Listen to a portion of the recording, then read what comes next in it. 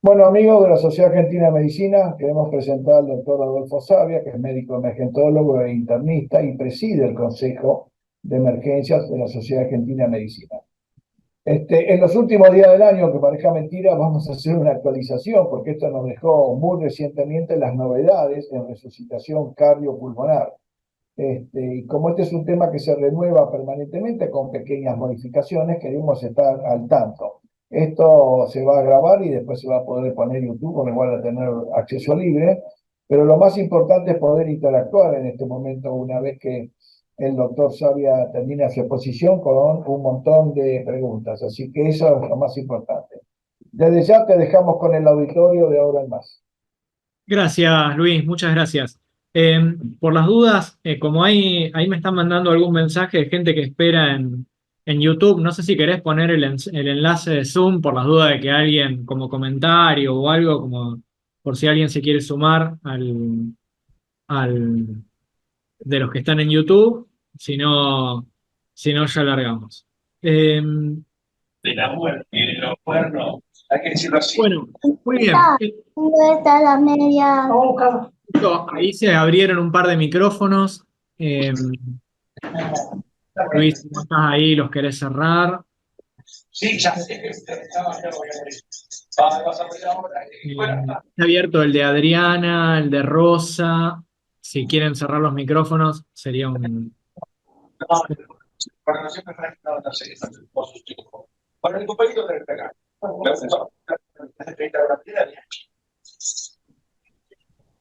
Bueno, muy bien. Bueno, vamos a alargar. Eh, Como dijo Luis, es un momento raro del año para hacer una actualización en RCP. Sin embargo, en los últimos meses pudimos leer las actualizaciones del ILCOR, que ahora vamos a charlar lo que es, y hace poquitos días publicada la actualización de la guía de reanimación cardiopulmonar avanzada de American Heart. Eh, la idea es un poco revisar qué es lo que nos dejó este 2023, porque básicamente fueron tres guías interesantes que se publicaron, las dos que ya mencionamos, la del ILCOR y la de American Heart, y hay una tercera de American Heart relacionada con paro cardíaco en el contexto de intoxicaciones, que la vamos a nombrar nada más y les voy a mostrar algunas cosas que me parecieron interesantes. Eh, Les dejo aquí los dos QR para que puedan descargar las dos guías, ¿sí? De American Heart y la guía del ILCOR, de modo que puedan acceder libremente y no las tengan que googlear. O sea, si escanean ahí con la cámara del celular, las pueden bajar directamente, ¿sí? Ok, muy bien. Y vamos a empezar al revés, ¿sí? Vamos a empezar por el final. O sea que si alguien se va a desconectar porque se le corta la luz, porque se tiene que ir, porque nos extendemos o lo que sea, que se lleve quizás los mensajes más importantes, ¿sí? Y de estos mensajes más importantes, claramente nos tiene que quedar que tenemos que hacer la desfibrilación lo más frecuentemente posible dentro y fuera del hospital, por testigos, ¿sí? Digo, por si encuentran una persona corriendo en un parque y tienen un DEA, cualquier persona lo puede hacer, y por supuesto, realizada por profesionales, ¿sí? Adentro del hospital, arriba de la ambulancia, lo que fue. La desfibrilación ha sido probablemente desde la instalación de las compresiones torácicas externas el avance más importante que ha tenido la reanimación cardiopulmonar, y es crítico que se pueda hacer desfibrilación lo más precozmente posible, ¿sí? Eh, Como dijimos también, es muy importante que hagamos RCP de alta calidad, y ahora vamos a charlar un poquito lo que es. Si somos legos, es decir, si no tenemos entrenamiento profesional, RCP solo con compresiones hasta que llegue la ayuda o hasta que la persona comience a responder. Si es una persona entrenada o un profesional de la salud y puede realizarlo, 30 compresiones y 2 ventilaciones, si está entrenado y puede realizarlo, o eventualmente RCP asincrónica, es decir, compresiones y ventilaciones de forma simultánea, ¿sí? El que comprime de 100 a 120 por minuto, y el que ventila una vez cada 6 segundos sin detener las compresiones, ¿sí? Si somos profesionales entrenados trabajando en equipo. también es muy importante que podamos monitorizar lo que hacemos. Y este es un punto muy crítico, ¿sí? Imagínense que ustedes, perdón, hay algunos micrófonos abiertos. Si pueden cerrarlos más que nada para que nos podamos escuchar, va a ser un golazo. Eh, es muy, muy importante que uno pueda monitorizar lo que está haciendo, ¿sí? Esto, imagínense que ustedes están manejando un auto, si no tuvieran el velocímetro y los espejos, prácticamente irían a ciegas. Bueno, en la RCP, para poder saber si estamos haciendo 100 a 120 compresiones por minuto, si estamos comprimiendo de los 5 centímetros que corresponden y demás, necesitamos algún tipo de monitoreo y ahora vamos a charlar en un minutito de eso, ¿sí? Otro aspecto muy importante que ha sido afianzarlo en los últimos años es el rol de la adrenalina, especialmente de forma precoz, especialmente cuando los paros cardíacos no son desfibrilables.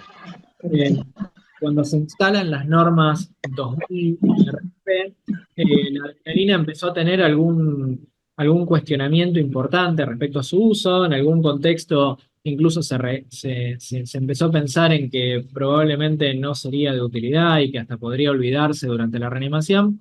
Hoy por hoy ese concepto cambió y vamos a ver que en las guías de infarto la adrenalina pasará a ser clase 1, lo cual es efectivamente ayuda, lo cual es realmente importante. Eh, por las dudas, si alguien puede cerrar los micrófonos, un golazo. Eh, y esto es muy importante que lo tengamos en cuenta porque probablemente si la adrenalina va a tener utilidad es cuando la administremos de forma precoz. Por lo tanto, es muy importante no demorarnos en la administración de la adrenalina. Y yo les puse ahí en rojo y lo subrayé porque en el contexto profesional, si queremos tener éxito a la hora de hacer una buena RCP, lo que tiene que ocurrir es que trabajemos en equipo, organizados, ¿sí? Que entrenemos y que simulemos, ¿sí? Por eso digo, este tipo de charlas son importantes, el entrenamiento individual en un curso, pero también es muy, muy importante que de a poquito empecemos a simular en las condiciones en las que trabajamos, ¿sí? Como servicio de emergencia prehospitalario, adentro del hospital, en la sala de emergencia, en la sala de clínica médica, en la terapia intensiva, empecemos a simular en servicio y a desarrollar nuestras capacidades de trabajo en equipo que también se entrenan, ¿sí? Esto no es solo es intuitivo, sino que se entrena para ser mejor. Eh, Otro aspecto muy importante para que ustedes tengan en cuenta es que no parece ser relevante en los primeros minutos del paro cardíaco, especialmente del paro cardíaco súbito, la forma en la que se maneja la vía aérea en tanto y en cuanto que el tórax se eleve cuando ventilamos. Entonces, digo, esto de correr a intubar probablemente no sea necesario. Sí, parece una opción importante a la hora de para un paciente que lleva bastante tiempo en paro cardíaco, pero no debería ser dentro de las primeras acciones, ¿sí? Las primeras acciones al paro cardíaco son iniciar la RCP y desfibrilar tan pronto esté disponible el cardiodesfibrilador. Y por supuesto, siempre pensar en las causas reversibles y tratarlas. Y este es un concepto fundamental que tenemos que tener en cuenta. Eh, Básicamente la reanimación cardiopulmonar se aplica en pacientes con chances de sobrevivir, ¿sí? Si el evento que llevó al paro cardíaco es un evento irreversible, entonces es el último latido del corazón de ese paciente y así tiene que ser y está bien de esa forma. Nosotros vamos a aplicar RCP en un paciente en el cual nosotros pensamos que estamos ante un evento irreversible. Nosotros pensamos que estamos ante un evento reversible, es muy importante que tratemos de identificar esas causas reversibles y las tratemos, ¿sí? Probablemente cuando nosotros lleguemos al punto de haber analizado en qué situación está el paciente y decir, bueno, no hay ninguna causa que pueda revertir y el paciente sigue en paro cardíaco, sea el momento de decir, aquí tiene que terminar la reanimación porque estoy ante un cuadro irreversible. Mientras tanto, busquemos las causas reversibles, esas H y T del algoritmo que ahora vamos a repasar muy rápidamente, y si las encontramos, tratémoslas. Otro aspecto muy importante que está enfatizado también en estos cambios que ahora vamos a discutir más profundamente es el manejo de la temperatura post retorno de la circulación espontánea, ¿sí? Una vez que el paciente sale del paro cardíaco, si este paciente queda en coma, es decir, si no responde a estímulos, yo tengo que hacer un manejo adecuado de la temperatura. Manejo adecuado que fue cambiando de nombre, ¿sí? Y que fue evolucionando en los últimos años de una hipotermia profunda a prevenir la hipotermia e incluso la hipertermia, y hoy estamos hablando directamente de prevenir la fiebre, es decir, que podría ser aceptable un rango de temperatura de entre 32 y 37 grados y medio, y ahora vamos a charlar un poquito. Y fuera de esos rangos de temperatura, probablemente el paciente no esté demasiado bien. Y otro aspecto muy importante es que una vez que logramos el retorno a la circulación espontánea y si el paciente queda en coma, podamos pronosticar al paciente de una forma sistemática, es decir, determinar si ese paciente ha quedado con un daño definitivo o no y si va a volver a despertarse o no, pero sin apurarnos, ¿sí? Por eso tiene que ser de forma sistemática. Y algo que nos pasa habitualmente es que el paciente salió del paro, quizás lo mantenemos intubado y todavía lo tenemos bajo los efectos de sedación y demás, y ya nos apuramos a decir, no, mirá, tiene pupilas, no responde, bueno, no va a salir. No nos apuremos, hagamos la pronosticación de este paciente de forma sistemática para no engañarnos pensando que este paciente no va a salir cuando tiene chance, y por el otro lado, para empezar a pensar que son pacientes candidatos a ser donantes de órganos y tenemos una posibilidad importante de que en esa tragedia que es el paro cardíaco y la resucitación de un paciente que tiene un severo compromiso neurológico, hay la posibilidad también de ayudar a otros pacientes. Por lo tanto, pronosticar a un paciente requiere trabajo, requiere esfuerzo, requiere protocolo, requiere sistemática y no debe ser tomado a la ligera. Y ahora en un ratito vamos a charlar un poquito más sobre eso. Entonces, digo, estas 3 diapositivas, esta y las 2 que siguen, que son más cortitas, son el spoiler de la charla. Digo, si ustedes se quedan con esta diapositiva y le sacan una foto, o capturan la pantalla o lo que fuera, van a hacer una buena reanimación cardiopulmonar. Todo lo que viene después es importante, son actualizaciones y demás, pero digo, si ustedes hacen esto, probablemente les vaya bien con los pacientes si lo pueden convertir a acciones reales. Y yo les decía que hacer RCP es como manejar un vehículo, y en este vehículo yo tengo que poder saber a qué velocidad voy y poder ver por dónde voy. Imagínense que mi vehículo tuviera tapado el parabrisas y los espejos y no hubiera el velocímetro. Bueno, yo me imaginaría lo que estoy haciendo. Bueno, en la RCP nos pasa más o menos lo mismo muchas veces.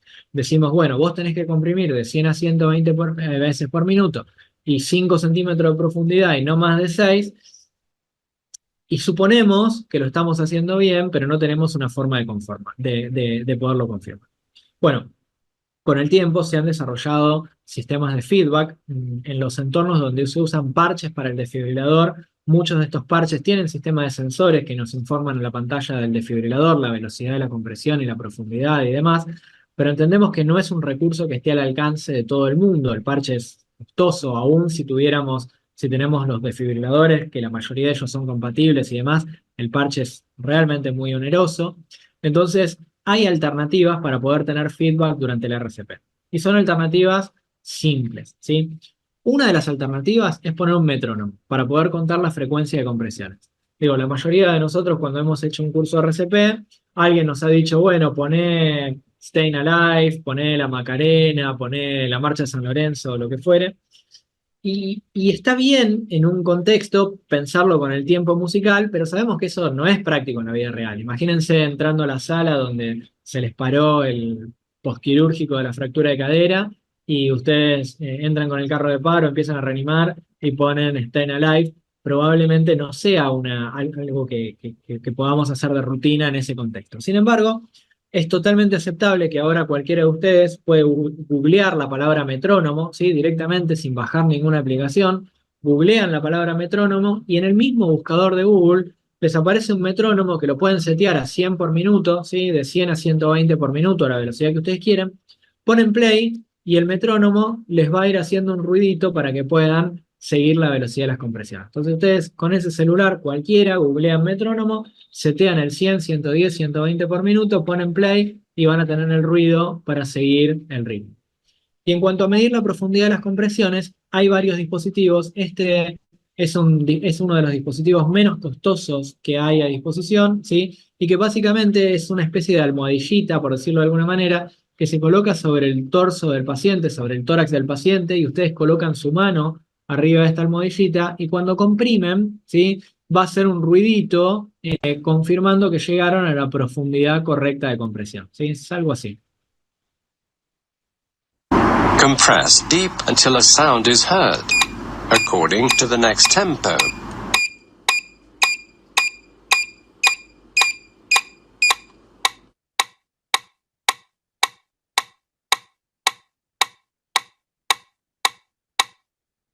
Entonces, fíjense que ese es un dispositivo recontra simple, fácil de utilizar, ¿sí? Que lo puede tener cualquiera de nosotros, se puede comprar en Amazon, ¿sí? Se llama Beati, ¿no? No como Beauty, sino Beati, lo consiguen en Amazon. Eh, y francamente es recontra fácil de usar, instintivo, no invade de ninguna manera al paciente y tienen la seguridad de que están comprimiendo con la profundidad correcta, ¿sí? Entonces, digo, es importante cuando estamos reanimando poder ser capaces de evaluar la calidad de lo que estamos haciendo, porque básicamente la mejora en la supervivencia está dada por una RCP de alta calidad. Si yo no estoy seguro de que estoy haciendo una RCP de alta calidad, bueno, es probable que no pueda alcanzar el estándar de supervivencia que me plantean las guías. Finalmente, cuando todo el tiempo vamos a estar hablando de compresiones de alta calidad o de reanimación de alta calidad, cuando hablamos de RCP o de compresiones de alta calidad, estamos hablando de comprimir fuerte con una profundidad de 5 a 6 centímetros. Y esto es algo que nos pasa frecuentemente, que solemos tener miedo de comprimir profundo y en realidad es todo lo contrario, ¿sí? No tengan miedo, hundir 5 a 6 centímetros es una profundidad importante, no es para nada difícil, requiere práctica, pero no teman comprimir hondo al paciente, ¿sí? Es importante también comprimir rápido a una velocidad de 100 a 120 por minuto. Ahí estamos con un problemita de micrófono. Leila, tu micrófono. Ahí está, gracias. Hay que comprimir de 100 a 120 por minuto. Más o menos piensen que 120 por minuto con compresiones continuas, sin ventilaciones, son 2 compresiones por segundo, ¿sí?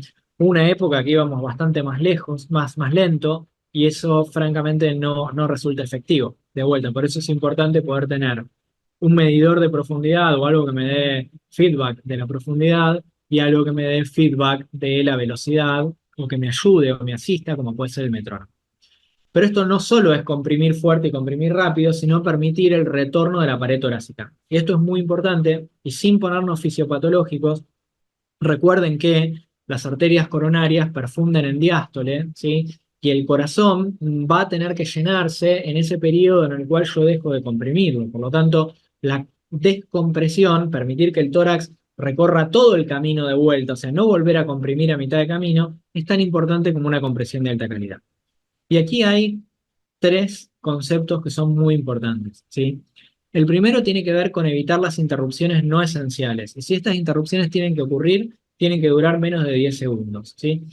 Ustedes piensen lo que les está pasando ahora. Ustedes están comprimiendo, ustedes están latiendo y ventilando al mismo tiempo, ¿sí? Eso es lo fisiológico y es lo que deberíamos apuntar en un paciente en paro cardíaco. Por lo tanto, ¿sí? Si yo dejo de comprimir para intubar y paso 45 segundos o 1 minuto tratando de intubar, no le estoy haciendo bien al paciente, ¿sí? Si yo dejo de comprimir para analizar el ritmo y no me pongo de acuerdo si es una FB fina o una sistolia, y esa determinación del ritmo lleva más de 10 segundos, no le estoy haciendo bien al paciente. Entonces, es muy importante que yo planifique cuándo voy a interrumpir, planifique el monitoreo del ritmo. Si voy a hacer un manejo avanzado de la vía aérea, tengo todos los elementos preparados, tengo todo listo, de modo de que en el momento en el que interrumpo, ingreso a la vía aérea, ¿sí? Si puedo incluso antes observar la vía aérea y continúo comprimiendo hasta el pasaje del tubo, porque es difícil, no es imposible, pero es difícil pasar el tubo con el tórax en movimiento y la verdad que nosotros queremos el mayor éxito posible en el primer intento, pero no me detengo más de 10 segundos, ¿sí? El otro concepto importante es si hay otra persona disponible, rotar al compresor cada 2 minutos o antes si éste está cansado, ¿sí? En el hospital es muy importante que hagamos una fila de compresores, no que la gente esté todo alrededor tratando de colaborar de alguna forma sin estar sincronizado con el equipo. Cada uno que viene y se ofrece a colaborar, lo ponen en la fila de los compresores. Así que cada 2 minutos vamos rotando a la persona que comprime. Y si el que estaba comprimiendo dice, me acalambré, me cansé o lo que sea, antes de los 2 minutos lo rotamos. Esto es muy, muy importante, ¿sí? La calidad del RCP disminuye a partir del primer minuto y a los 2 minutos la efectividad del RCP es bastante más baja que al principio. Por lo tanto, es importante que si tenemos gente, nos organicemos para rotarla cada 2 minutos. Y esto también es importante. Si nosotros somos profesionales de la salud y vamos a ventilar de la forma que sea, con una vía aérea básica o con una vía aérea avanzada, tenemos que controlar la frecuencia y el volumen de las ventilaciones. ¿Esto qué quiere decir? Si estoy haciendo 30 compresiones y 2 ventilaciones, esas ventilaciones no deben durar más de 1 segundo y no deben ser ventilaciones que hagan que el tórax explote. Con que el tórax expanda, alcanza y sobre. No tiene que lograr la máxima expansión torácica. Con que el tórax expanda, alcanza y sobra.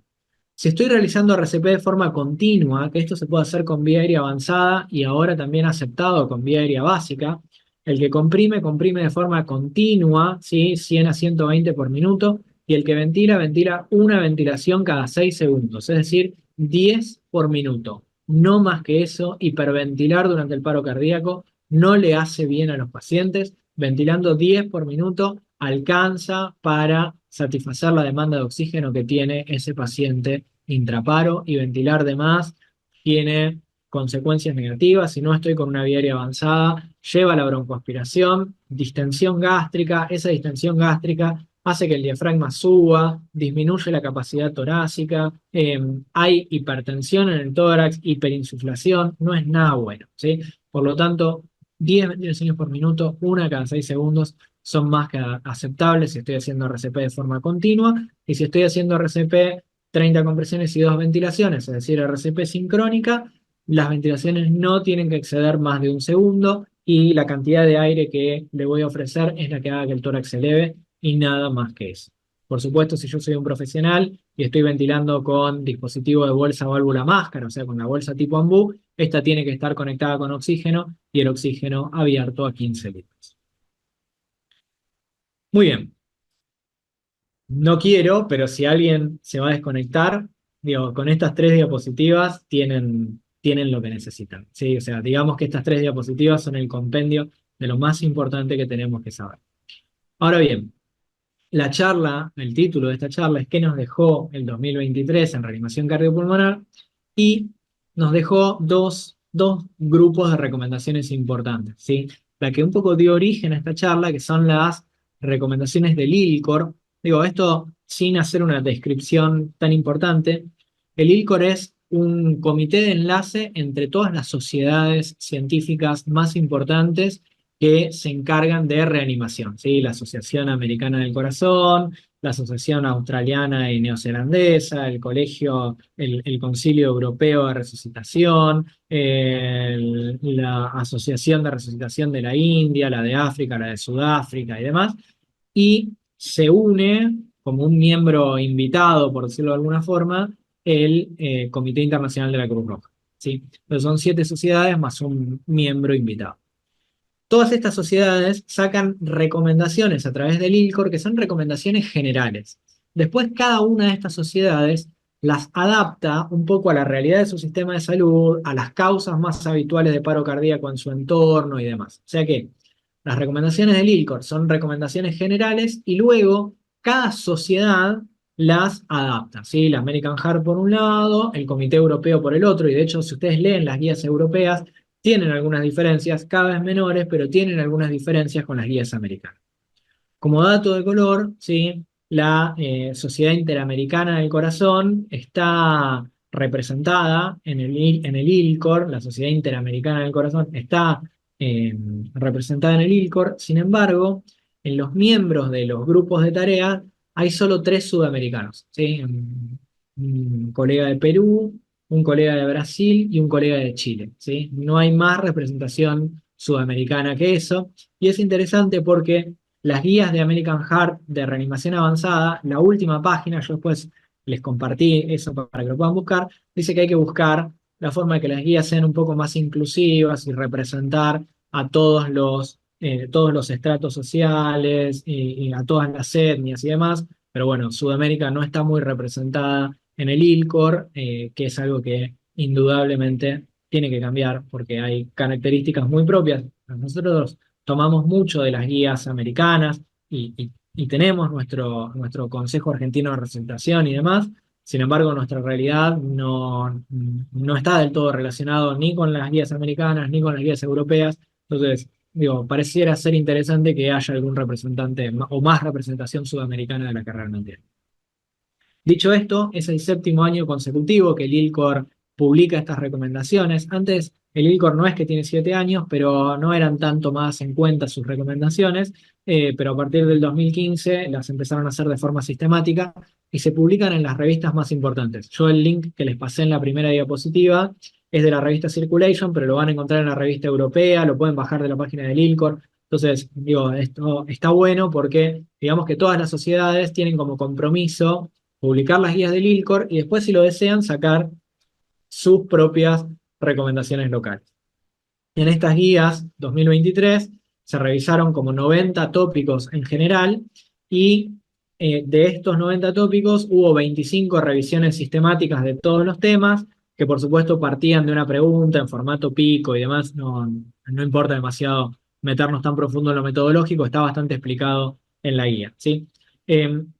Estas revisiones, estas 25 revisiones sistemáticas son de los temas donde la evidencia realmente justificaba hacer una revisión sistemática. Los otros 90 tópicos tuvieron actualizaciones de la evidencia. Piensen que hay muchos trabajos de RCP que datan de los 60, los 70, los 80, trabajos de baja calidad, trabajos con metodologías que quizás no representan la forma en la que investigamos en la actualidad, trabajos poco representativos que generaron evidencia, ¿sí? Si bien la atropina ya hace bastantes años que no está más en el algoritmo de paro cardíaco, si uno veía que la recomendación de la atropina estaba basada en algunos casos aislados y demás, uno realmente se cuestionaba cómo eso podía haber sido una recomendación durante tantos años.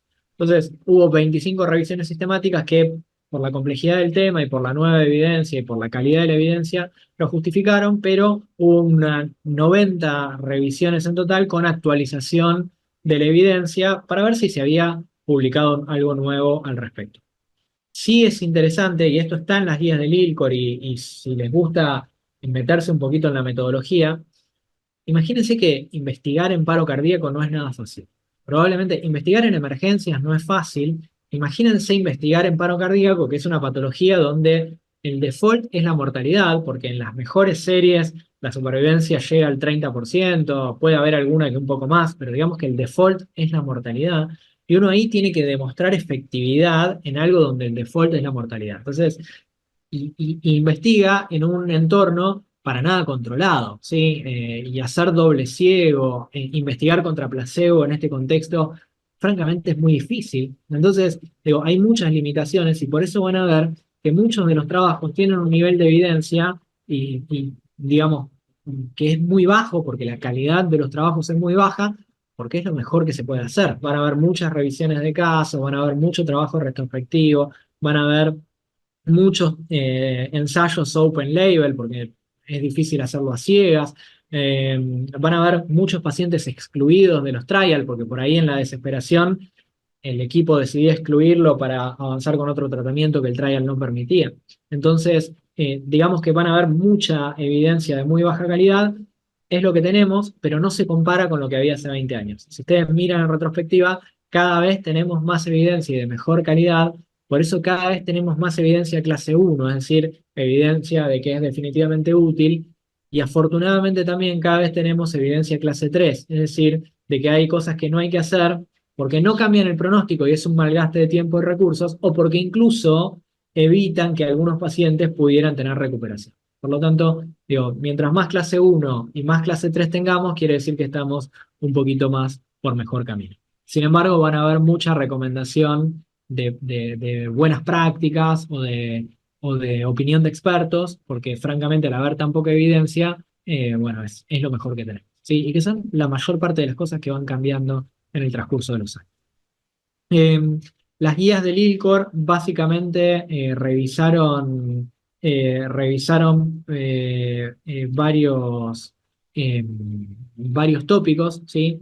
Estos tópicos fueron el soporte vital básico y avanzado en adultos y en pediatría. Hoy no vamos a tocar ni pediatría ni neo, o sea, solo nos vamos a centrar en soporte vital básico y avanzado en adultos, pero revisamos adultos básico y avanzado, pediátricos básico y avanzado, recién nacidos, educación, implementación y equipos de reanimación, y normas de primeros auxilios para la comunidad. Todo eso está revisado en las guías del ILCOR. Una de las cosas que más páginas lleva en la guía del ILCOR es una revisión interesante sobre el soporte vital básico en abogados, ¿sí? Entonces, hay básicamente una serie de intervenciones, ¿sí? Son 7 intervenciones en total, que las divide como en 3 grandes grupos de rescatadores, ¿sí? De estas intervenciones son RCP en pacientes que están siendo rescatados, in water, ¿sí? Esto no lo recomienda para un rescatador lego sin entrenamiento, lo recomienda solo para personal entrenado, y hacer RCP en el agua, hablamos de ventilaciones exclusivamente, tiene que ver fundamentalmente con guardavidas, ¿sí? Con aquel que puede, no solo está entrenado en brindar RCP, sino que está entrenado en la posibilidad de hacer un rescate. Entonces, dicen que, bueno, si uno tiene la persona entrenada y es seguro y demás, bueno, incluso habla de dispositivos de flotación, bueno, podría hacerse ventilaciones hasta llegar a tierra firme y ahí poder iniciar la RCP completa con compresiones y desfibrilación, ¿sí? Esto no es para el lego, no es para una persona que se tira al agua y trata de rescatar, sino que es para el guardavidas, para la persona entrenada, ¿sí? Y por supuesto esto es si las condiciones de seguridad lo permiten. Si estamos haciendo un rescate muy complejo, en condiciones de agua muy complejas o lo que sea, por supuesto que la seguridad del rescatador y tratar de extraer del agua a la víctima lo más rápidamente posible se imponen a intentar hacer solo ventilaciones. También habla de la resucitación sobre un bote, ¿sí? Esto de vuelta no lo recomienda para un lego, es decir, no lo recomienda para que si ustedes están haciendo navegación deportiva y tienen que rescatar a una persona, precisamente por los riesgos de seguridad y demás, sino que si estamos hablando de rescatadores entrenados con deber de responder, guardavidas o servicio de emergencia, bueno, es aceptable poder hacer RCP en el agua, RCP completa, ya estamos perdón, sobre el bote, ya estamos hablando de RCP con ventilaciones, compresiones y desfibrilación, siempre que por supuesto no pensemos que está en riesgo la seguridad de los rescatadores. Si la seguridad de los rescatadores está en riesgo, se hará la RCP en tierra firme. El uso del DEA, fíjense que está para todos los grupos de rescatadores, ¿sí? Para legos, para rescatadores entrenados con deber de responder, por ejemplo, guardavidas, y para miembros de los servicios de emergencia. El DEA tiene que ser utilizado tan pronto esté disponible, ¿sí? Es decir, inicio la RCP y cuando llegue el DEA lo uso, ¿sí? No debe haber retrasos, ¿sí? Y la RCP en las personas que no tienen entrenamiento, es decir, en el rescatador lego, debe empezar con compresiones como en cualquier grupo de edad. Si no tiene entrenamiento, no hay ninguna modificación al respecto, pero si yo soy un profesional de la salud entrenado, la RCP deberá empezar con ventilaciones. Recuerden que, como regla general, la RCP es CAB, compresiones, apertura de la vía aérea y ventilación, pero esto aplica fundamentalmente al paro cardíaco súbito. Si nosotros pensamos que la causa del paro cardíaco es por hipoxia, tiene lógica ventilar y luego empezar a comprimir, si no, digamos que ese primer ciclo de compresiones va a hacer circular sangre que no está oxigenada. Esto de empezar con ventilaciones solo va a aplicar a personal entrenado. El personal lego, cuando le enseñamos a la comunidad, siempre le vamos a enseñar a hacer RCP solo con compresiones, que va a estar bien, salvo que esta gente tenga la capacidad de hacer ventilaciones, ¿sí? Si las ventilaciones no son posibles, no tiene entrenamiento o lo que sea, RCP con compresiones solo, por supuesto que van a ser mejor que ninguna RCP hasta que llegue el personal entrenado que pueda administrar ventilación, ¿sí?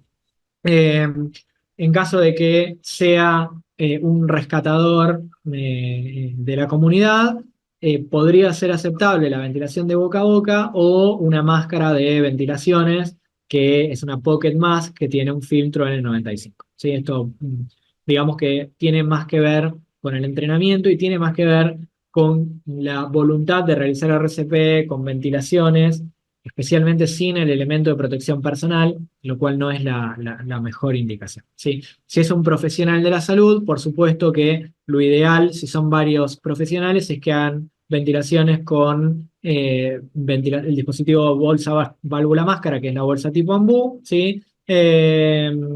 O pocket mask, la máscara, si estuviera disponible. Los profesionales de la salud tenemos que tener un dispositivo de barrera. No hay una alternativa, es como ir a atender a un paciente que sangra sin guantes. Los profesionales de la salud tenemos que tener un dispositivo de barrera porque forma parte de estar preparados para poder responder. El profesional de la salud, si tiene a su disposición oxígeno, debe administrarlo en conjunto con la ventilación, ¿sí? Administrando la mayor fracción inspirada, la mayor fracción inspirada de oxígeno posible, que es abrir el oxígeno a 15 litros por minuto, conectándolo a la bolsa tipo ambú y permitiendo que el reservorio de la bolsa tipo ambú se infle, ¿sí? Y por supuesto, siempre tiene que haber un programa de acceso público a la desfibrilación. Esto es importante, especialmente en entornos donde se practican deportes acuáticos o lo que sea. Tiene que haber personal entrenado, tiene que haber guardavidas y tiene que haber DEA, ¿sí? Y en la Argentina tenemos nuestra experiencia con la ley, que reciente, el año pasado fue reglamentada, que todavía nos queda un enorme camino por recorrer, faltan las provincias adherir, queda un camino enorme por recorrer, pero hemos dado los primeros pasos y es importante que podamos avanzar en programas de acceso público a la desfibrilación y programas de acceso público a la reanimación, es decir, que nos volquemos a la comunidad para enseñarle a hacer RCP. Un tema interesante que se tocaron en estas guías, ¿sí? Del ILCOR fue la RCP utilizando elementos de protección personal. Digo, lo vivimos de cerca en el COVID, y hay una recomendación interesante que dice que es importante monitorizar la fatiga de los rescatadores que están realizando RCP mientras están utilizando los dispositivos de protección personal, y a todos los que estamos seguramente acá conectados nos ha tocado que hemos transpirado y transpirado bastante haciendo RCP con los elementos de protección personal completos. Entonces, es muy importante que comprendamos que puede haber mayor fatiga que si no tenemos el EPP y que puede ser que tengamos que rotar a los rescatadores más rápidamente, ¿sí? Lo que sí es interesante es que en todas las revisiones que se hicieron en la guía del ILCOR no encontraron evidencia de que el uso de elementos de protección personal sea un factor independiente que empeore el pronóstico del paciente, ¿sí? Entonces, el uso de EPP no estaría en relación con que hagamos una RCP peor o que le hagamos peores a los pacientes, ¿sí? Por lo cual es importante capitalizar lo que aprendimos en la pandemia y mantener el uso racional de los elementos de protección personal, ¿sí? Digo, si se necesita el EPP completo, usar el EPP completo; si se necesita el barbijo N95, usar el barbijo N95; si se necesita EPP menor, de menor protección, el barbijo quirúrgico, guantes y antiparras, utilizarlas, y eso debería ser la protección universal o el estándar de medidas universales con las cuales debemos reanimar a los pacientes. Nunca menos que eso, el barbijo quirúrgico, las antiparras y los guantes, y de ahí para arriba dependiendo de la circunstancia en la cual se encuentra el paciente. También hubo bastante énfasis en la RCP extracorpórea, ¿sí? Y no me voy a detener demasiado en esto porque probablemente para nosotros, en la mayoría de los centros, esto todavía sea algo bastante lejano. Por supuesto que hay varios centros de nuestro país que tienen mucha experiencia en ECMO y algunos de ellos en ECMO intraparo, ¿sí? Pero básicamente la recomendación del ILCOR, que la apoya la American Heart, es que se recomienda poder realizar RCP con ECMO o RCP extracorpórea como una terapia de rescate para pacientes en los cuales no obtenga respuesta a la reanimación cardiopulmonar y que yo sienta que tiene una causa potencialmente reversible. Muy brevemente, y no nos vamos a extender en esto, ¿sí? Yo voy a poner al paciente en un sistema de circulación extracorpórea. Por lo tanto, voy a reemplazar la función cardíaca y aparte lo voy a poner con un sistema de membrana que lo va a oxigenar, ¿sí? Entonces voy a reemplazar su función cardiovascular y su función respiratoria, ¿sí? Entonces, básicamente, en este momento, este paciente va a tener su corazón detenido, va a tener su ventilación espontánea detenido, sin embargo, va a estar bombeando y oxigenando a través del ECMO. Se puede colocar rápido si uno está entrenado. De hecho, hay equipos de ECMO prehospitalarios en muchos lugares de Europa y en algunos de Estados Unidos. O sea, te conectan a ECMO fuera del hospital, ¿sí? Y a partir de ahí, ese paciente queda sostenido por la máquina de circulación extracorpórea hasta que yo pueda revertir la causa que lo llevó al paro. ¿Sí? Entonces, el paciente tiene un infarto con supra y se paró. Yo empecé a hacer RCP, no salió, lo conecté a ECMO, lo metí a hemodinamia, le destapé la descendente anterior y si arranca, le salvé la vida. ¿Sí? Entonces, uno piensa el ECMO como una terapia puente hasta poder revertir esa causa potencialmente reversible de paro cardíaco que lo llevó al paciente.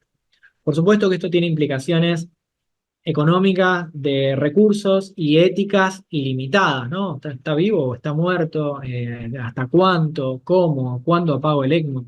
Digo, esto no es algo que va a ocurrir de todos los días, pero piensen que hay escenarios en los cuales uno podría pensar en los centros donde tenemos recursos, esto no se trata de salir corriendo a buscar ECMO, en los centros donde tienen recursos y experiencia para hacerlo, que pacientes con causas potencialmente reversibles de paro cardíaco ser conectados a circulación extracorpórea, revertirle la causa y luego poder desconectarlo de la circulación extracorpórea, ¿sí? Hay varias revisiones sistemáticas que hablan de una supervivencia hasta del 30% cuando los pacientes son elegidos correctamente, o sea, pacientes que no tendrían chance de sobrevivir. Por lo tanto, probablemente esto sea un aspecto a considerar eh, en el futuro y en el desarrollo de los equipos de reanimación, ¿sí? Hay varias formas de conectar a los pacientes. Hay dos grandes formas de conectar las cánulas. Una es central, pero requiere hacer una esternotomía, es súper complejo, pero para la reanimación lo hacemos por vía periférica, una cánula de entrada, una cánula de salida, o cánulas de entrada, cánulas de salida, es súper interesante. Si alguien quiere profundizar, puede ser tema de algún otro webinar que podamos organizar. Muy bien. Otra cosa interesante de la que habla la guía es la desfibrilación doble secuencial. ¿Qué es la desfibrilación doble secuencial? En el año 2020 se publica en New England un trabajo muy interesante en el cual en la fibrilación ventricular refractaria, ¿sí? Es decir, cuando el paciente continuaba fibrilado después de 3 descargas, planteaban con 2 desfibriladores realizar 2 descargas, una inmediatamente después de la otra. Esto permitía prolongar el periodo refractario de las descargas y darle más posibilidades a que el propio sistema cardionector reasuma la función cardíaca normal, dando más tiempo a que ese periodo refractario logre detener por completo la fibrilación ventricular. Es un concepto súper interesante porque cambia la forma de pensar que nosotros teníamos de la desfibrilación. Nosotros hasta ahora pensábamos más energía, dale más energía, no responde más choque, ¿sí? Y esto no se trata de más choque, sino que se trata de más periodo refractario para darle más tiempo a que se desfibrile y la posibilidad de que el sistema cardionector vuelva a asumir la función cardíaca normal. Para poder lograr esto, yo debería emular lo que hicieron en el trabajito del New England, ¿sí? Que es 2 desfibriladores con parches colocados de la forma en la cual ustedes lo ven, ¿sí? 1, 1 y 2, 2, ¿sí?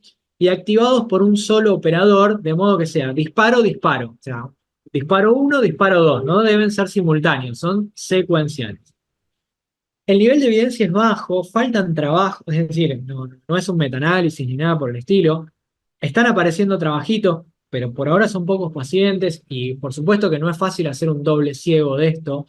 Yo, mientras preparaba esta charla, lo pensaba cómo se puede hacer, pero la verdad que no es fácil hacer un doble ciego de doble desfibrilación secuencial. Por lo tanto, nos falta un poco de evidencia. O sea, esto no se trata de salir a buscar 2 desfibriladores del hospital, ni mucho menos, sino pensarlo, ¿sí? De vuelta, si tenemos los recursos y es un paciente que sigue fibrilado, siempre piensen que alguien que tiene una fibrilación ventricular refractaria es alguien potencialmente salvable, ¿sí? Es un corazón que está temblando, que tiene fibras miocárdicas que se mantienen fibrilando, que están vivas todavía, entonces que tengo alguna chance de poderlo salvar, ¿sí? Esto no es una asistolia terrible en la cual si bien hay supervivencia, no es que uno empieza resignado, pero sabe que el pronóstico de la sistolia es realmente muy malo. En cambio, tengo FB refractaria, bueno, debería hacer todo lo posible por tratar de terminar esa fibrilación ventricular lo más precozmente posible. Por supuesto que hacer una buena RCP, desfibrilar precozmente, buscar las causas reversibles, sin duda es fundamental, pero pueden incorporar a su arsenal la doble desfibrilación secuencial en los pacientes que tienen FB refractaria y ustedes tengan los recursos para hacerlo, ¿sí? Se requiere mucha logística, hay que hacerlo bien, pero piensen que esto puede ser una herramienta interesante y no se extrañen en los próximos años fabricantes de desfibriladores que nos permitan hacer esto con el mismo equipo, ¿sí? Entonces probablemente si esto nos lo permiten hacer con un mismo equipo, la historia va a ser bastante diferente. Muy bien. Hablamos de neuropronosticación, ¿sí? Es decir, lo saqué del paro cardíaco, retornó a la circulación espontánea, el paciente quedó ventilado, en coma, tengo incertidumbre. Bueno, ¿cómo se hace la neuropronosticación? Este es otro webinar, pero básicamente lo que nos tiene que quedar bien en claro es que tiene que ser multimodal, ¿sí? Digo, no nos apuremos, ¿sí? No, che, mira, tiene las pupilas fijas y tiene el Glasgow 3, no, no tiene chance. Y esto es 15 minutos después del paro. Esperen, denle tiempo a revertir toda la hipoxemia, denle tiempo a corregir el medio interno. Piensen que cuando el paciente salió del paro, es una catástrofe su medio interno, ¿sí? Entonces, denle tiempo, corrijan la hipoxemia, corrijan las causas reversibles, corrijan el medio interno, no se apuren a pronosticarlo. Por ahí tiene un montón de medicación encima, tiene droga, tiene un montón de adrenalina y está con las pupilas fijas y dilatadas porque tiene un montón de adrenalina encima. Entonces, no se apuren, ¿sí? La pronosticación del paro cardíaco es multimodal, lleva tiempo, ¿sí? Entonces, el Glasgow, y especialmente la parte motora, en los primeros 4 días, es decir, el Glasgow secuencial, tiene alto valor pronóstico. La resonancia magnética dentro de las 72 horas hasta los 7 días post-paro también es una buena herramienta, fundamentalmente ver la secuencia de difusión, ¿sí? Y no utilizar score que no fueron pensados para esto, como por ejemplo el ASPECT, que es un score que usamos en la toma de decisiones en el contexto del accidente cerebrovascular isquémico. Miremos la difusión, veamos cómo se modifica esa difusión y demás. Hay biomarcadores, de a poquito, hace unos años hablábamos de la hipótesis de la troponina cerebral, y hoy, si bien no es de uso clínico, ni mucho menos, de a poquito nos vamos a ir acercando, ¿sí? Entonces hay una enolasa neural o neuronal específica que también la estamos empezando a medir en el traumatismo de cráneo, que tiene valor pronóstico. Si el valor de esa enolasa neuronal, que ya les digo, es un análogo, aunque no literal, de la troponina cerebral, es bajito, correlaciona con mejor pronóstico, ¿sí? De a poquito nos vamos acercando a la troponina cerebral. Va a llevar tiempo encontrar un marcador que podamos medir, que atraviese la barrera hematoencefálica y demás, y que tenga valor pronóstico, lleva tiempo, pero ya lo vamos a encontrar. Piensen en el electroencéfalo, ¿sí? Continuo o semicontinuo, lo que ustedes tengan a disposición, pero digo, tienen un paciente en coma, en la terapia intensiva o en la unidad coronaria, post-paro, sin sedación y no se despierta, conéctenlo a monitoreo electroencefalográfico, ¿sí? Piensen en el estatus no convulsivo, conéctenlo, ¿sí? Y si pueden dejarlo continuo, es un golazo. En este paciente se justifica. A veces hacemos electroencéfalo continuo a cada cosa para tratar de pescar una convulsión que nunca vimos y qué sé yo. Este paciente lo justifica. Háganle electroencéfalo continuo, ¿sí? Y la TAC simple, si bien está recomendada en los algoritmos, piénsenla para evaluar causas puntuales, no para neuropronosticar, ¿sí? Es decir, mira, el paciente dijo que tuvo el peor dolor de cabeza de su vida y acto seguido se paró y lo reanimé. Indudablemente, una vez que el paciente salió del paro, tiene que ir a hacerse un TAC simple, ¿sí? No lo metan al resonador, no vamos por ese camino. Pero esa TAC simple es para tratar de determinar más que nada la causa del paro, no para neuropronosticar, porque ustedes le van a hacer una TAC simple a las 12 horas y la verdad es ininterpretable, ¿sí? La isquemia es nueva, es vieja, es realmente difícil de interpretar, ¿sí? No es una imagen dinámica, es una imagen estructural que nos va a servir para tomar decisiones, ¿sí? Pero no es tan importante o no deberíamos usarla tanto para neuropronosticar. Sí, para cuando a ustedes les quede duda de qué le pasó a este paciente, che, no lo pudimos despertar, llegó la ambulancia, le empezamos a hacer RCP y salió, y vos no estás seguro si es un evento neurológico, un evento cardíaco, lo que sea, la TAC te puede ayudar. Muy bien, y acá hay un tópico que es súper interesante, ¿sí? Lo discutimos mucho en pediatría, pero está empezando a llegar el momento de discutirlo en adultos, que es la presencia de la familia durante la reanimación cardiopulmonar avanzada, ¿sí?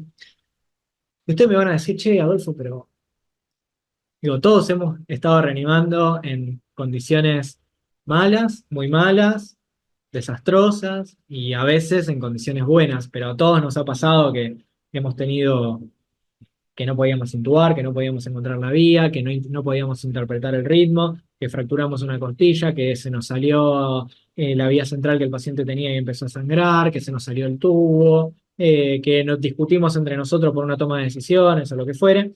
Entonces, vos me estás diciendo, che, Adolfo, vos me estás diciendo que haga entrar a la familia y presencia y todo eso, y la verdad es que tenemos que empezar a pensar.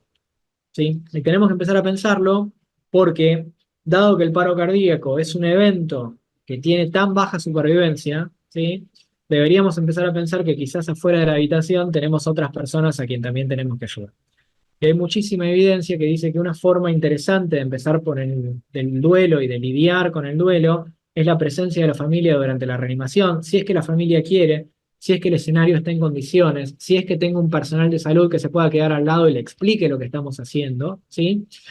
O sea, se tienen que poder dar muchas condiciones. O sea, si yo le voy a hacer una toracotomía de resucitación y le voy a meter la mano dentro del pecho, probablemente no voy a querer que la familia presencie eso, ¿sí? Entonces, digo, se tienen que dar varias circunstancias, pero si yo puedo generar esto y protocolizarlo en el entorno donde yo trabajo, seguramente cada uno de ustedes trabaja en un hospital, digo, si se animan, digo, y este es un desafío también para un trabajo de investigación, para un trabajo prospectivo, lo que sea, empezar a pensar cómo podemos facilitar la presencia de la familia durante el RCP.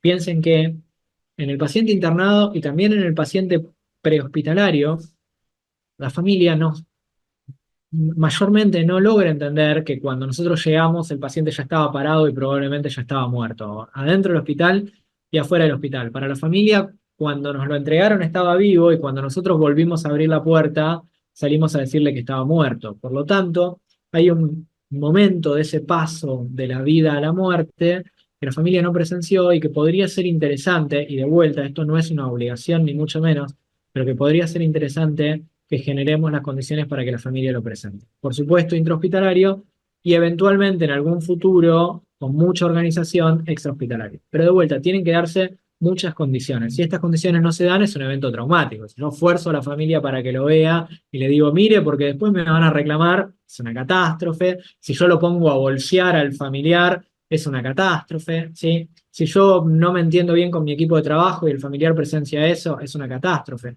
Si no hay nadie que le explique lo que estamos haciendo y ve que cuando lo desfibrilo parece que al familiar le duele porque se mueve o lo que sea, es una catástrofe. Si cuando se escucha el primer crack de la costilla no hay nadie que le explique que es algo que ocurre, es una catástrofe. Entonces, digo, se tienen que dar muchas cosas para que esto funcione. Pero parece haber buena evidencia de que le podemos hacer bien a nuestros pacientes y a los que están afuera de la habitación.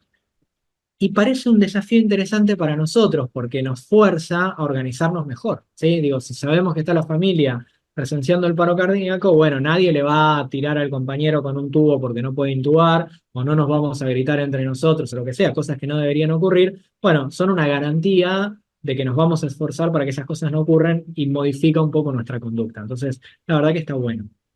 Y por supuesto, digo, en este contexto hablamos de víctimas secundarias, que son los familiares de los pacientes, pero no nos desentendamos de nuestro personal también, de nuestro equipo, que a nuestro equipo también le pesa y puede ser muy estresante para nuestro equipo tener llorando a la esposa del paciente que estamos reanimando mientras está comprimiendo el pecho, o gritando, o rezando, o lo que sea, o sea que se tienen que dar muchas condiciones para que esto se pueda cumplir.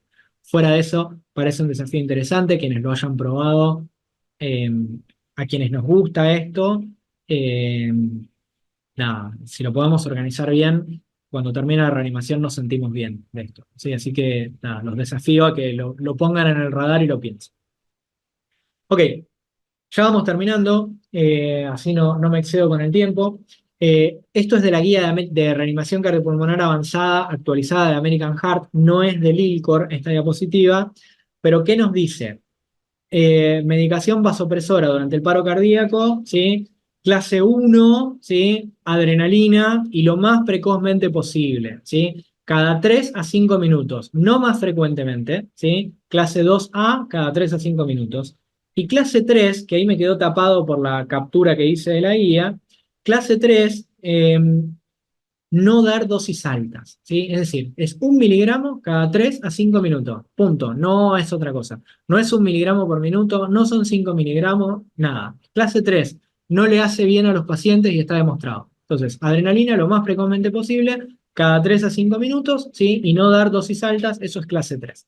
Y respecto a las otras drogas, ¿sí?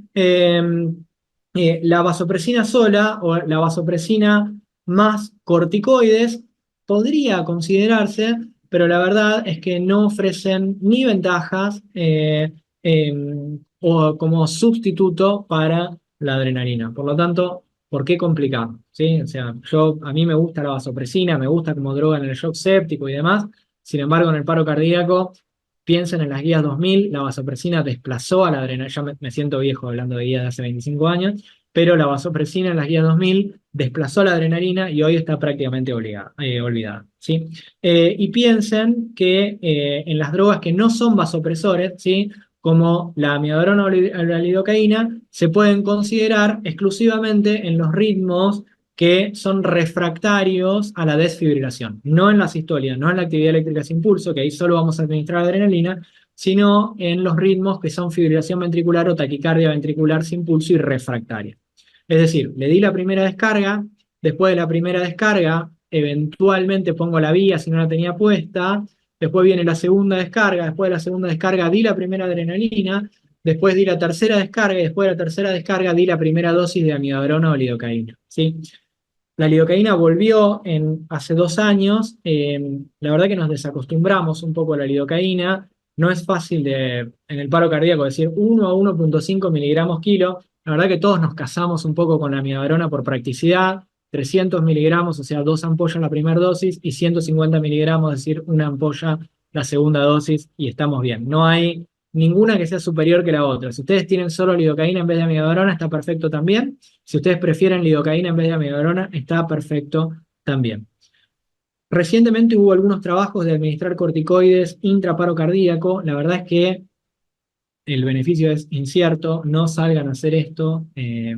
No sabemos, ¿sí? La realidad es que no sabemos. Déjenlo para los ensayos clínicos.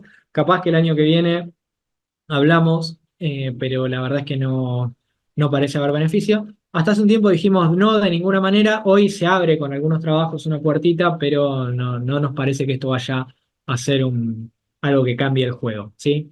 No calcio de rutina, no bicarbonato de sodio de rutina, no magnesio de rutina, ¿sí? Todo esto ha muerto, ¿sí? No perdamos más tiempo con esto. Por supuesto que si el paciente tiene hipercalemia, le podemos dar bicarbonato de sodio. Por supuesto que si el paciente tiene hipopotasemia, le va a tocar calcio como tratamiento de la causa reversible, pero no de rutina. Che, el paciente no sale, le voy a poner bicarbonato.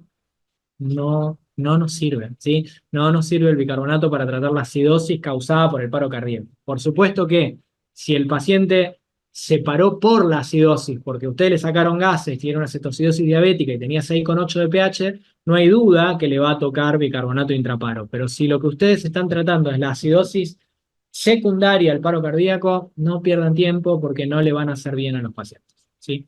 Lo mismo con el bicarbonato, con el calcio, lo mismo con el magnesio de rutina, salvo que sea una torsión de puntas o salvo que sea hipomagnesemia, no pierdan el tiempo porque no van a ayudar a los pacientes. Muy bien. Y posparo cardíaco es una indicación clase 1, que si el paciente en el electrocardiograma posparo tiene supra-ST, hay que angioplastiar. ¿Sí? Es una indicación clase 1. Si el paciente, más allá del electrocardiograma, tiene inestabilidad hemodinámica, o sea, tiene shock cardiogénico, tiene inestabilidad eléctrica, es decir, tiene salvas de TB o se vuelve a parar y lo vuelven a sacar o lo que sea, y no tiene infarto con supra, en esos casos uno puede suponer que también está ante enfermedad coronaria obstructiva. Vieron que hoy estamos hablando mucho de enfermedad coronaria obstructiva y no obstructiva, y empezando a corrernos un poco del concepto de ST o no ST o lo que sea. Pero digo, si el paciente tiene shock cardiogénico, tiene inestabilidad eléctrica, aunque no tenga ST en el electro, bueno, parece lógico meterlo en hemodinamia y tratar de buscar la obstrucción coronaria que tenga y tratar. En otras circunstancias, contrario a lo que decíamos hace algunos años, no pareciera ser que una angioplastia, una angiografía y eventual angioplastia de emergencia cambiara el pronóstico de los pacientes, ¿sí? O sea, si no tiene CT y no tiene inestabilidad eléctrica o inestabilidad hemodinámica, no corran para meterlo en hemodinamia. Por supuesto, hablen con su cardiólogo y tomen las decisiones juntos, pero a veces terminamos metiendo y angioplastiando lesiones que difícilmente sean la causa del paro cardíaco, pero bueno, ya estamos adentro y es muy difícil poder trabajar. Y pareciera ser que no le cambia el pronóstico a los pacientes, ¿sí? Si yo lo meto de urgencia versus tomarme más tiempo para estudiarlo y definir si tiene que entrar o no tiene que entrar, ¿sí? Y en esto quítenme de la evidencia y por supuesto ni me acerquen a las recomendaciones, pero a todos los que hemos sido ansiosos de meter a los pacientes en la hemodinamia posparo sin ST y sin inestabilidad hemodinámica y sin inestabilidad eléctrica, nos encontrábamos con enormes costos, enormes procedimientos que después probablemente no le habían cambiado el pronóstico a los pacientes, ¿sí? Igual charlenlo con su paciente, con su cardiólogo para tomar las decisiones. Y acá hay una cuestión importante, que es que el retorno a la circulación espontánea no es el final de la reanimación, ¿sí? Y esto siempre le volvió el pulso, todos respiramos y desaparecieron todos de la sala, bueno, pasalo a terapia, pasalo a UCO, ya está, terminó todo, nos abrazamos. Retorno a la circulación espontánea es el momento más difícil, ¿sí? Que ustedes se van a enfrentar al paciente, porque todavía no revirtieron la causa que lo llevó al paro, pero, pero sí, está en riesgo de volverse a parar. Entonces, digo, por supuesto que yo tengo que buscar la causa reversible de este paro cardíaco, y una de las cosas que tengo que hacer es que si el paciente quedó en coma post-paro, ¿sí? Es muy importante que, sin importar si se paró adentro o afuera del hospital, y sin importar el ritmo inicial que tuvo, si era chocable o no chocable, ¿sí? Le demos manejo específico de la temperatura. Y este manejo específico de la temperatura, que ahora cambió por control de la temperatura, el término nuevo es control de la temperatura, ¿sí? Tiene que ser que el paciente quede entre 32 y 37 grados, 37 grados y medio, es decir, prevenir la fiebre, ¿sí? Tenemos que lograr que el paciente esté entre 32 y 37 grados y medio. Cualquier cosa por encima de 37 grados y medio no es bueno, ¿sí? Piensen que cuando empezamos con el manejo específico de la temperatura, antes de que fuera control de temperatura, tratábamos de bajarla bastante, ¿sí? 32 a 34 grados nos encantaba y parece que no le cambiaba tanto el pronóstico a los pacientes y imagínense un corazón posparo, atontado y demás, al cual yo llenaba de líquido frío a chorro, muchos de esos pacientes, especialmente en el prehospitalario, se volvían a parar enseguida. Entonces, hemos sido un poco más cuidadosos al respecto y hoy perseguimos la fiebre, es decir, mantener entre 32 y 37 grados y medio, ¿sí? Pero para eso tenemos que tener un protocolo. No puede ser que venga Adolfo y lo enfríe con agua, viene otro y lo enfría con compresas frías y un enfriador nasal, viene otro y le pasa líquido frío a través de una vía central y le hace lavado peritoneal frío y lavado vesical frío. O sea, tenemos que tener un protocolo específico para poderlo hacer adentro del hospital y este manejo de la temperatura tiene que poder ser monitorizado, ¿sí? Y tiene que ocurrir durante al menos las primeras 24 horas, ¿sí? Y esto es súper importante. Dos cosas de la práctica. La primera es que tienen que lograr monitoreo central, ¿sí? Entonces tienen que pasarle, acuérdense que el paciente está en coma, si está despierto no le vamos a hacer manejo de la temperatura, más allá de evitar que le pase de 37 grados y medio, pero nadie va a poner a 32 grados a alguien que está despierto. Pero acuérdense que está en coma, entonces le van a pasar un sensorcito esofágico de temperatura, y algo que es de la práctica, porque todos hemos sufrido con eso, la forma más fácil de pasarle un sensor esofágico es ponerle un tubo endotraqueal número 8 a través del esófago, le pasan el sensor de temperatura a través del tubo y después sacan el tubo. Es la forma más fácil de pasar el sensor, ¿sí? Si no les queda muy alto, porque no lo pueden avanzar y bueno, nada, no logramos las mediciones correctas. Entonces le ponen un tubo 8, le pasan el tubo, le pasan el sensor y después sacan el tubo y les queda ubicado más abajo en el esófago.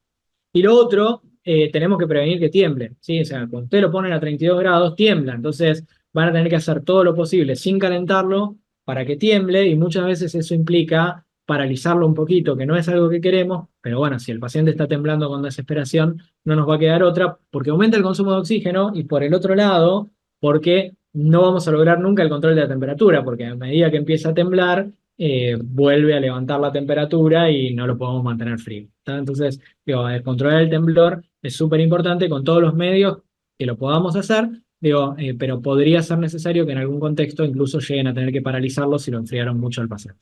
Y es muy importante que no fluctúe, es decir, tratar de mantenerlo en el rango lo más controlado posible. Si un rato tiene 32, un rato tiene 38, un rato tiene 35, un rato tiene 40, qué sé yo, no lo estamos haciendo bien, ¿sí? Y los pacientes que tienen hipotermia espontánea, ¿sí? Que a veces pasa, no los tenemos que recalentar muy agresivamente, ¿sí? No más de medio grado por hora, ¿sí? Hasta dejarlo entre 32 y 37 grados, ¿sí? O entre 32 y 37 grados y medio, ¿sí?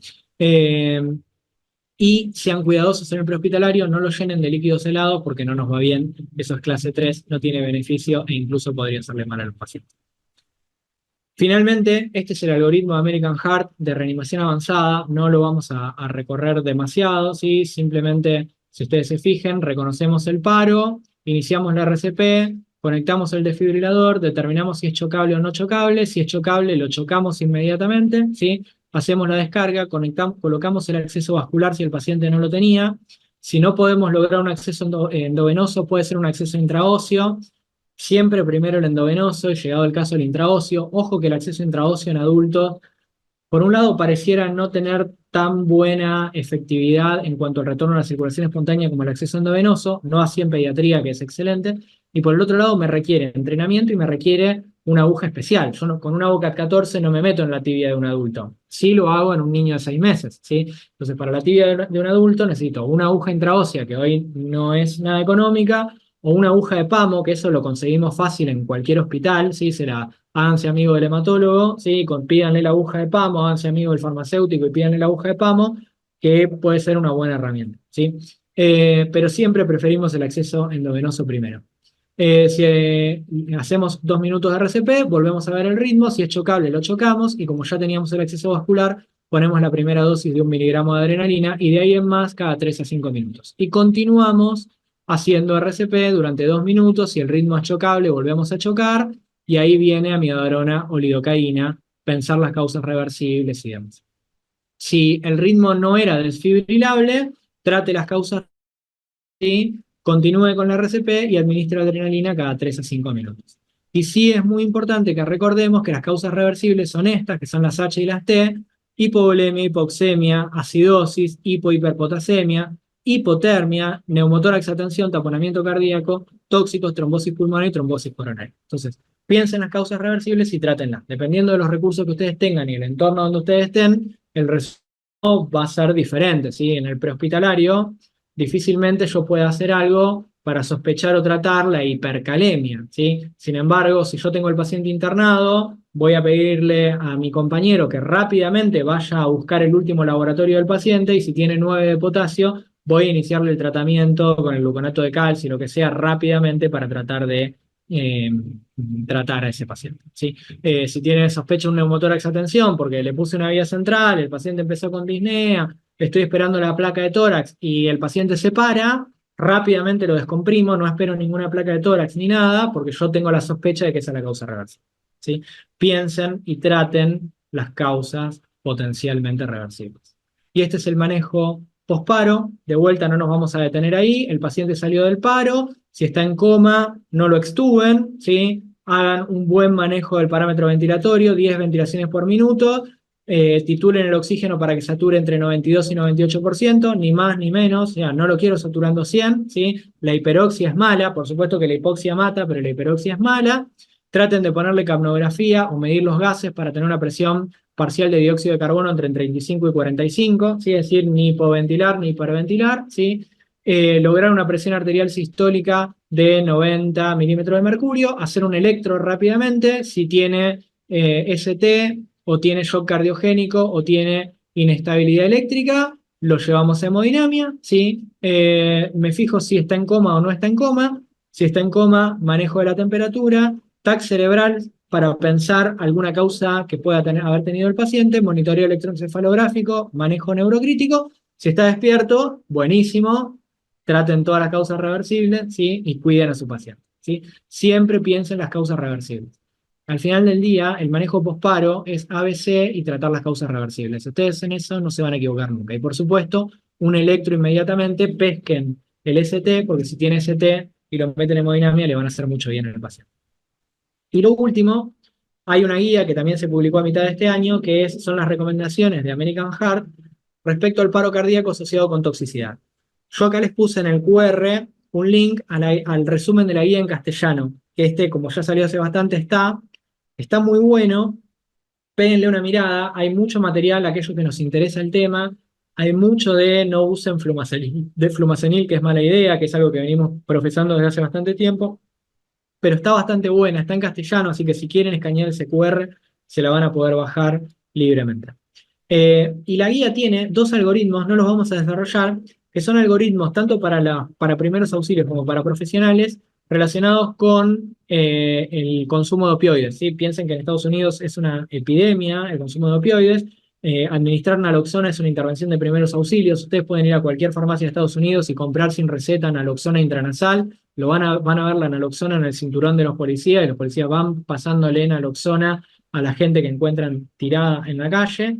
Por lo tanto, es una epidemia para ellos, no tanto todavía para nosotros por nuestra epidemiología de consumo, pero es cuestión de tiempo. Y si ustedes se acuerdan, hace un año estábamos dando una charla más o menos parecida y nos acordábamos de lo que pasó con abro un montón de comillas, cocaína adulterada o lo que fuere, que terminó siendo una gran intoxicación por precursores de opioides. Entonces piensen que esto está llegando, nos puede pasar, tenemos que ser buenos en el manejo de opioides, tenemos que conocer la naloxona, porque nos puede pasar. Y a todos nos puede pasar en el hospital, ¿sí? Pasarle un bolito de ketorolac para el dolor y alguien se equivocó y en vez de un bolito de ketorolac fue un bolito de fentanilo y el paciente está en paro respiratorio. La naloxona puede ser la diferencia entre la vida y la muerte, así que ténganlo en cuenta. Lo que no hacemos es tratar por las dudas. No le damos flumacenil, naloxona, tiamina y glucosa a los pacientes por las dudas. Eso no está recomendado, no es buena idea. Avanzamos bastante desde que hacíamos eso. Y creo que la mejor forma de graficar esto es mirar un modelo de trabajo en equipo que ha avanzado en el transcurso de los años. Sí, probablemente el modelo prototipo del trabajo en equipo es el modelo de los boxes de Fórmula 1. ¿Sí? Este es boxes de la década del 90, ¿sí? Fórmula 1 de la década del 90, fíjense que lo hacían muy bien, cambiaban un neumático en 10 segundos y todos estaban muy conformes de eso, pero de ahí en adelante, ¿sí? Fíjense un poquito después, ¿sí? Fíjense más dentro del 2000, que ya nos acercamos a los 7 segundos, ¿sí?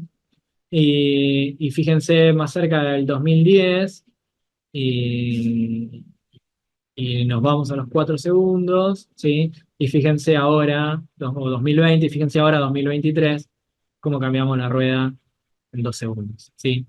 ¿Y por qué yo les muestro esto? Primero porque sin duda de los equipos de boxes tenemos un montón de cosas para aprender de cómo organizarnos, ¿sí? Cada uno con un rol y una responsabilidad y un liderazgo claro, cada uno apto para cumplir la función que tiene que cumplir, organizado, respetuoso. Ahí nadie se tira con una llave de cruz porque no pudieron cambiar bien el neumático. Cada uno un experto en lo que hace, pero todos trabajando juntos, ¿sí? Nadie metiéndose en el trabajo del otro, un líder que no da órdenes, sino que actúa más como un director de orquesta para que todos toquen bien el instrumento que saben tocar. Pero también esto es evolución, ¿sí? Porque a veces cuando uno da estas charlas parece que la idea es patear el tablero y decir, che, no, mirá, no, el que da atropina en el paro cardíaco está mal. Bueno, sí, hoy no está aceptado en las guías del año 2023, no forma parte del Standard of Care, pero yo di atropina intraparo cardíaco. Sí, no, mirá, este que le pasa bicarbonato está mal. Bueno, yo puse bicarbonato, ¿sí? Y en ese momento estaba aceptado. Entonces, se trata de patear el tablero y decir, mirá qué mal que hacíamos las cosas o lo que sea, sino pensar que esto es un proceso evolutivo, como la medicina en general y la medicina de emergencias en particular, es un proceso evolutivo en un contexto en el cual se tienen que tomar decisiones rápidas. Hay mucho consumo de recursos, porque díganme si no les pasa, cada vez que se les para un paciente, hay un montón de recursos que comprometemos para esa reanimación y que podrían llegar a desatender a otros pacientes. Digo, che, no, díganme si no les pasa. No, ¿por qué no hay nadie llamando en la guardia? Porque están atendiendo un paro. Che, ¿por qué no viene el médico de piso? Porque está atendiendo un paro. ¿Sí? Entonces, esto consume un montón de recursos, por lo tanto, tiene que ser de una forma sistemática. Y pensemos que el paro cardíaco es la emergencia máxima de la medicina. Por lo tanto, se espera de nosotros que estemos aptos, que estemos capacitados, que sepamos lo que hay que hacer, porque ese paciente está en la mayor situación de indefensión que podría ocurrir. No está consciente, no respira, no tiene pulso. Él depende 100%, y puede sonar un poco paternalista de mi parte, no es la intención, pero depende 100% de las manos que se apoyen en ese pecho para darle alguna posibilidad de sobrevivir. Sin duda la RCP es el acto más altruista que tiene la medicina, ¿sí? Por más que hacer la guardia sea lo que nos permita pagar el alquiler, es una destreza que es aplicada 100% en un paciente que no tiene ninguna posibilidad de elegir. Ese paciente no puede decir, che, quiero una interconsulta con otra persona, o pídame la derivación porque en este hospital no me siento cómodo, o quiero que me vea otro médico. Ese paciente no tiene ninguna chance de elegir. Y nosotros sí. Entonces, digo, tiene que ser tan comprometida nuestra capacidad de respuesta a RCP. Estamos obligados a ser tan buenos porque esa persona no puede elegir. Es decir, la más asimétrica de las relaciones médico-paciente, enfermero-paciente, paramédico-paciente, lo que sea que exista. Así que nada, les dejo con el desafío de seguir creciendo, de practicar, porque todo esto es teoría y nada, aquella teoría que no se puede aplicar, al final del día es solo entretenimiento. Ojalá que se hayan entretenido, pero lo que buscamos es un poco más que eso. De mi parte, es todo. Les agradezco infinitamente por haber participado.